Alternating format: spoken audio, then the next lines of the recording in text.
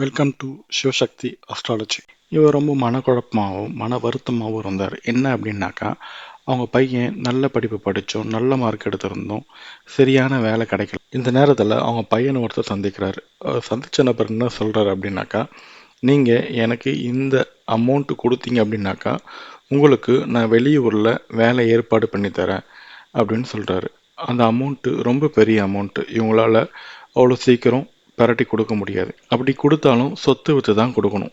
இப்போ காசை கொடுக்கலாமா கொடுக்கக்கூடாதா அப்படின்றது தான் அவங்களோட குழப்பம்.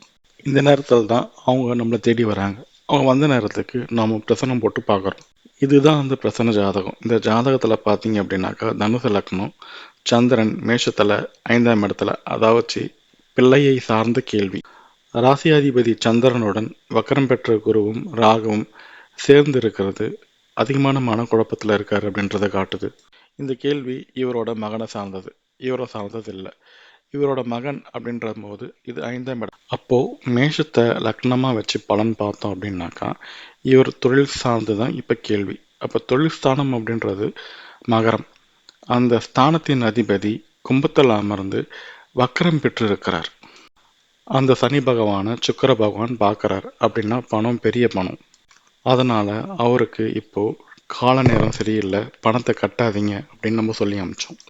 கொஞ்ச நாள் கழித்து நம்மளை அவர் பார்க்கும்போது நம்மக்கிட்ட அவர் சொன்ன விஷயம் என்னன்னா, அன்னைக்கு நீங்கள் பணத்தை கொடுக்க வேணாம்னு சொல்லி என்னை காப்பாற்றிட்டீங்க. ஆனால் என் மகனின் நண்பர்கள் சில பேர் அவர்கிட்ட பணத்தை கட்டி ஏமாந்துட்டாங்க, காசும் வரலை, வேலையும் கிடைக்கல அப்படின்னு நம்மகிட்ட சொன்னார்.